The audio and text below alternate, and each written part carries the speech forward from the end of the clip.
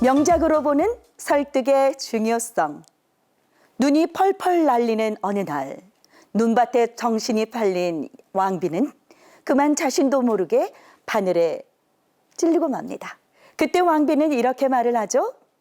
이 눈처럼 하얀 피부, 빗방울처럼 붉은 입술, 그리고 이 창틀처럼 새까만 머리카락을 가진 공주를 낳았으면. 이 동화는 어떤 장면의 한 일부분일까요? 맞습니다. 백설공주입니다. 백설공주의 친엄마는 이렇게 아름다운 공주를 낳고 싶었습니다. 물론 공주를 낳았죠. 그러나 그 엄마는 그만 세상을 떠나고 맙니다. 그 이후의 삶이 어땠을까요? 여러분 잘 아시겠지만 새 왕비에게 백설공주는 그야말로 눈에 가시입니다. 어느 날 이 새 엄마는 질투심이라고 할까요? 거울을 찾아갑니다. 세상에서 진실만 말한다라는 거울. 거울아 거울아 이 세상에서 누가 제일 예쁘니? 라고 묻죠.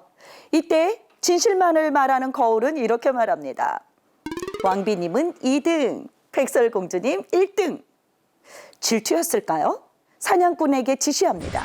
깊은 숲으로 가서 백설공주를 죽이라고 말입니다. 그러나 사냥꾼은 어떻게 하죠?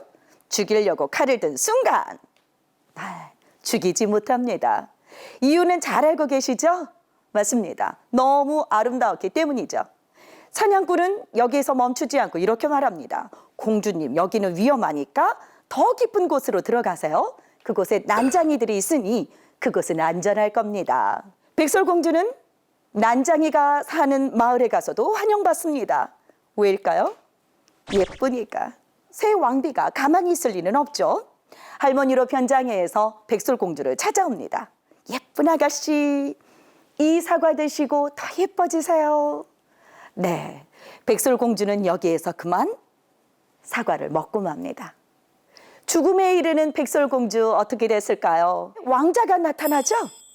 왕자는 그만 그 여인에게 사랑에 빠졌다라고 얘기를 합니다. 왜일까요? 예쁘니까. 이야기는 이렇게 해피엔딩으로 끝납니다. 여기에서 페미니스트들이 이렇게 지적하네요. 우리는 이 동화가 정말 싫습니다. 전 세계적인 아이들이 이 동화를 읽고 뇌에 이런 생각이 박힌 것 같아요. 어떤 생각일까요? 맞습니다. 예쁘면 다 된다. 예쁘면 다 된다. 많은 문학 작품의 주인공들이 수동적인 작품은 이 백설공주 하나다라고 해도 과언이 아닐 것 같습니다. 왜냐하면 많은 주인공들은 역경 속에서 현명한 판단을 해서 행복해지거나 혹은 잘못된 판단으로 불행해지죠. 하지만 백설공주는 어떻습니까? 네, 수동적입니다. 그냥 밀려가고 밀려가죠. 두 번째, 인어공주 이야기 한번 해볼까요?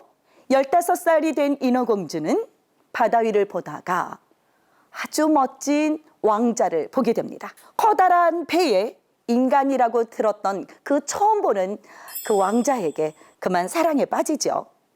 풍랑이 불어닥치고 왕자는 죽을 운명에 놓입니다. 이때 인어공주는 하면 안 되는 일을 하고 맙니다. 바로 죽을 운명에 놓인 그 왕자를 살려서 무태다 데려다 놓고 집으로 돌아옵니다. 여기서부터 문제가 발생이 되죠. 인어공주는 그만 사랑의 열병을 앓고 맙니다. 일종의 짝사랑이겠죠?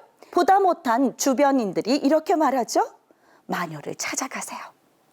마녀를 찾아간 인어공주 이렇게 말합니다. 달라는 대로 다 드릴게요. 제발 다리 좀 주세요. 인어공주는 다리만 있으면 완벽한 인간이 되는 줄 알았나 보죠. 결국 목소리와 다리를 바꾸고 왕자 앞에 나섭니다. 그러나 왕자는 설득당하지 않습니다. 결말은 물거품이 되어서 하늘로 올라갔어요 라고 귀결이 되죠. 인어공주의 주제는 또 뭘까요?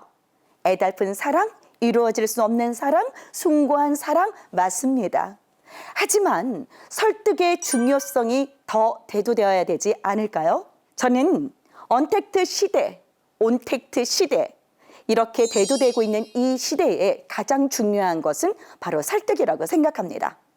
백설공주가 능동적으로 적극적으로 왕비와 이야기를 통해서 문제를 해결한다든지, 사냥꾼이나 난장이나 왕자와 다양한 대화를 시도해서 오지 않을 그 운명들을 새롭게 바꿀 수 있는 기회, 그것은 설득의 장면을 놓쳤기 때문에 나타난 현상이 아닐까요? 인어공주 역시 마찬가지입니다.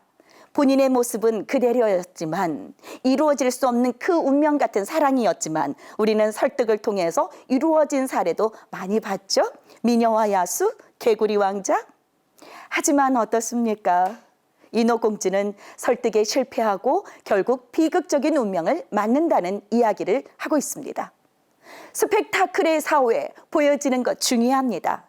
하지만 그 보여지는 것보다 오디어적인 요소, 즉 설득, 그것이 여러분에게 핫한 이슈가 아닐까요?